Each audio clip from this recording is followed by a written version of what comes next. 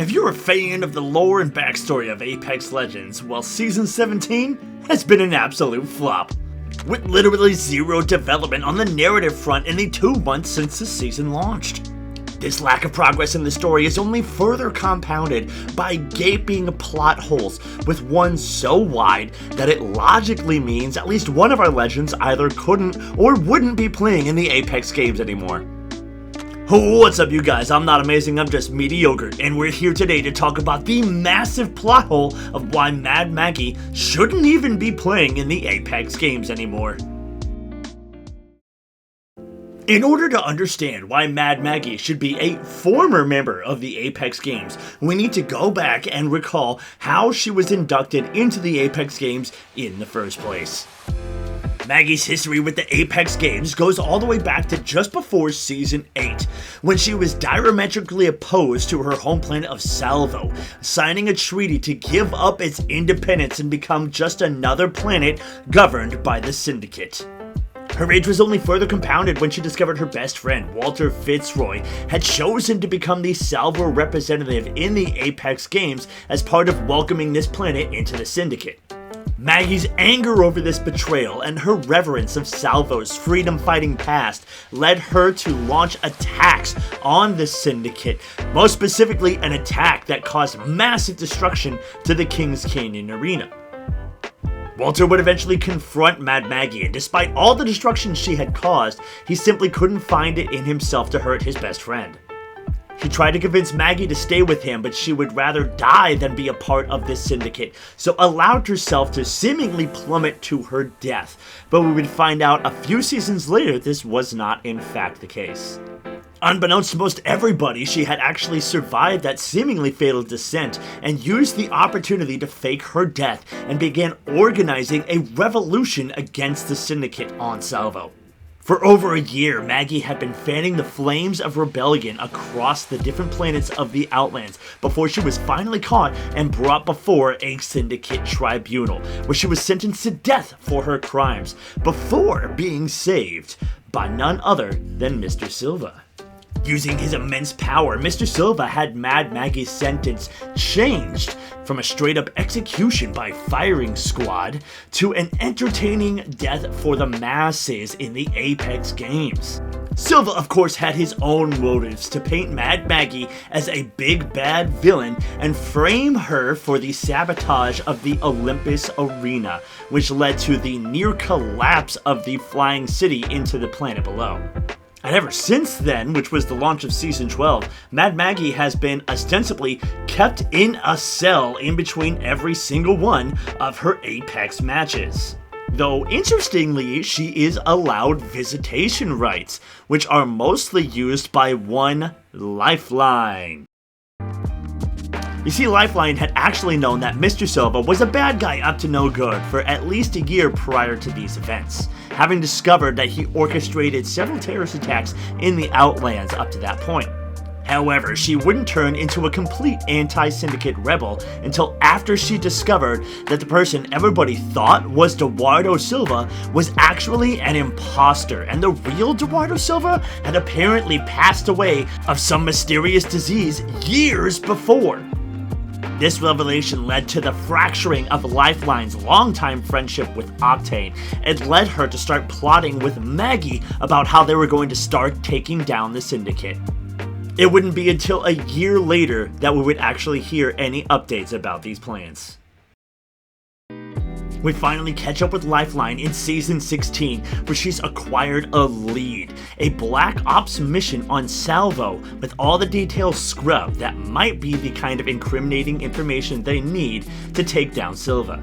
Lifeline initially used Fuse as an escort to the planet of Salvo, but he quickly backed out of the mission after he realized that Lifeline was willing to cross some pretty dark lines in order to get the information she wanted. So, in order to find out the secrets of this Black Ops mission to Salvo, Lifeline went back and broke Mad Maggie out of prison.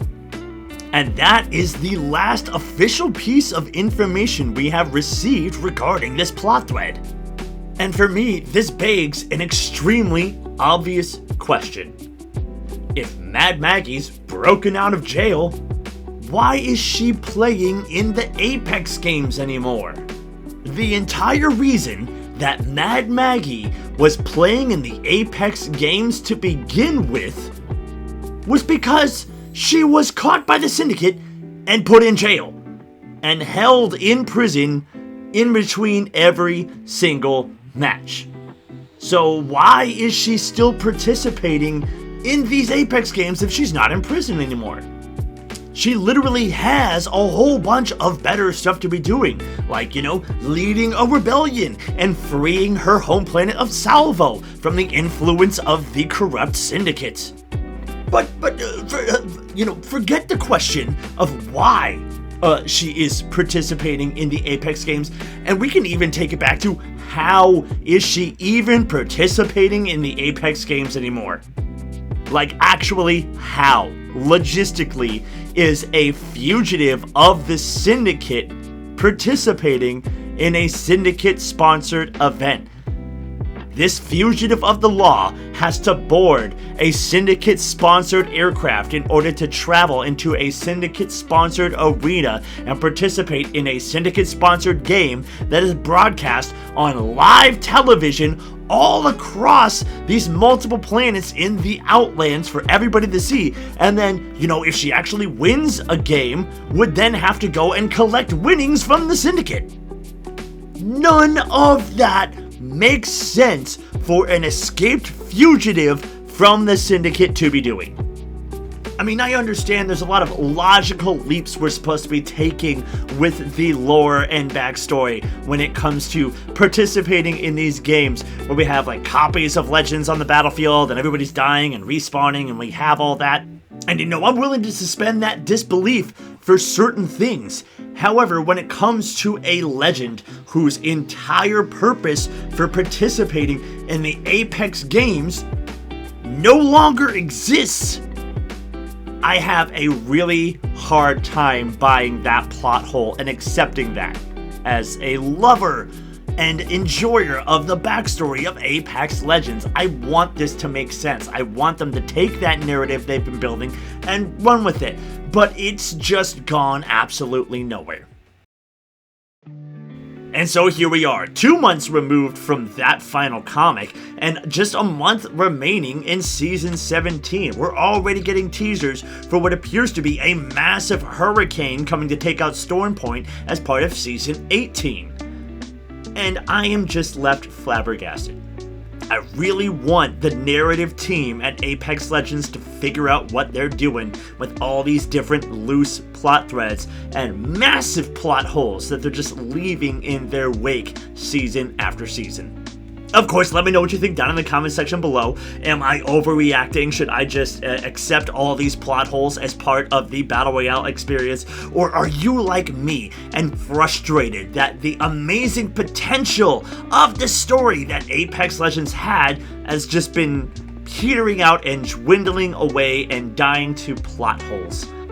We disappointed fans may just have something to look forward to, however, in the form of Revenant Reborn, a story that's actually been developing for at least a year. And if you want to know a little bit more about that backstory, go ahead and make sure you click on the video you see on your screen right now. Hope to see you all there, but in the meantime, I'm not amazing, I'm just mediocre, and I'm out.